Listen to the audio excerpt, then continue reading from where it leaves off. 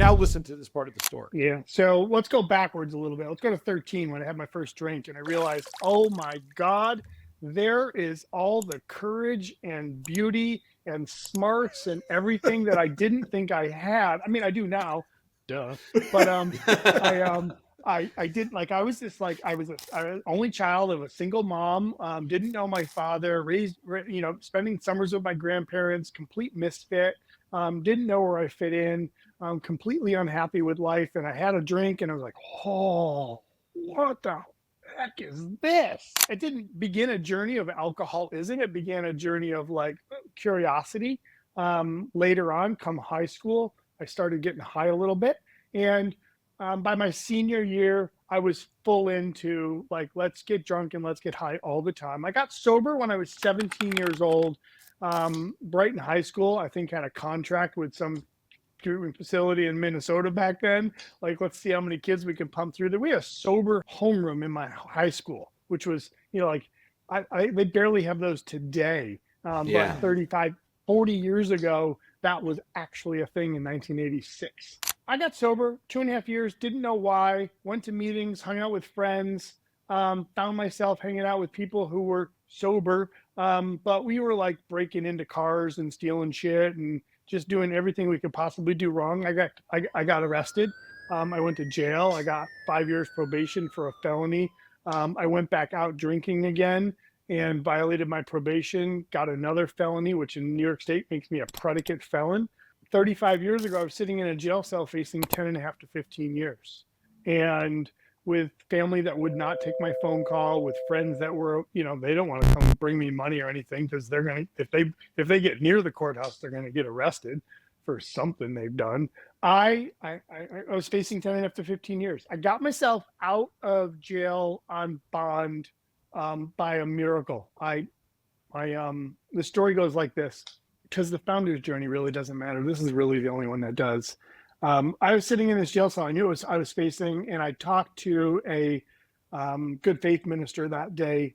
And at the end of the day, he gave me a Bible. I read the book of Matthew, and my takeaway from that was pray for somebody else. And all I did at that time, my grandfather just turned 80. All I did that night was say this prayer.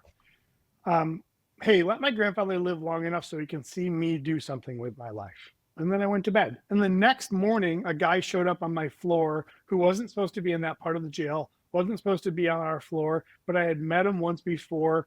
And he's a career criminal with great ties to a bail bondsman. And in 72 hours, his mom came and bailed me out. And I ran and hid at a treatment facility. And I stayed at this treatment facility for 2.5 years. 60 days of inpatient, 6 months at a halfway house collecting welfare, living on congregate care, level 2, I think it was called. And then I moved into an apartment called supportive living with 2 other peeps and got my associate's degree. After avoiding going to court for all this time, postpone. Actually, we lied to them in the first 60 days and said they wouldn't let me out, but I could have. But New York State doesn't know its left brain from its right brain, so it was kind of a fun game to play. 2.5 years in, I sober, associate's degree, relationship with my parents, friends, sponsees, internship at Smith Barney, Shearson Lehman Brothers. Thank you, Lori Van Dusen, for that. And just, thank you, Mom and Dad, for, having faith in me and coming around. And I met my dad while I was getting sober at 20, and all kinds of cool things happened. And I went to the judge and I had to plead guilty. In this plea of guilty, as a predicate felon, it carries a minimum 1 year in jail, which meant I'm going away for 6 months. 2.5 years sober, living my dream, and I gotta fucking go back to jail.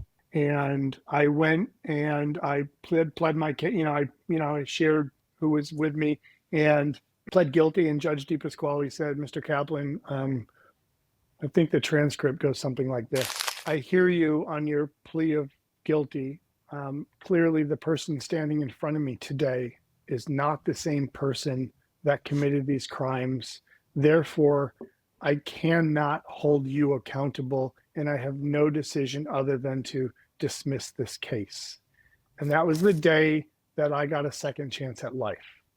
a third chance, a fourth, my last chance at life. And from that moment on, it's been, let's fucking go. Giddy up probably started that day. It's such a crazy story, Chris, because again, knowing where we met you was about 10 Middle plus Chris years ago, Yeah. 12 years ago. Oh, you're like And into the right. golden years of Crisco, like Right, killing it. Yeah. right. And you're building Chris and company. It's, it's cranking. And, Peter referenced Ironman, and we promised between the three of us before we got into it, we wouldn't start, get like deep into Ironman stories and stuff. But really it became this like pivotal thing for the three of us. It's actually a big component of my journey. To me, connection is the opposite of addiction is not sobriety. The opposite of addiction is not abstinence. The opposite of addiction is not willpower. To me, the opposite of addiction is connection.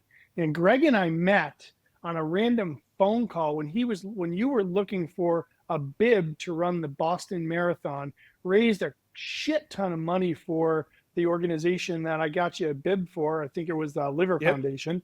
And, we trained, you came to Boston and we did some training for that. We ran the marathon together and like this connection formed.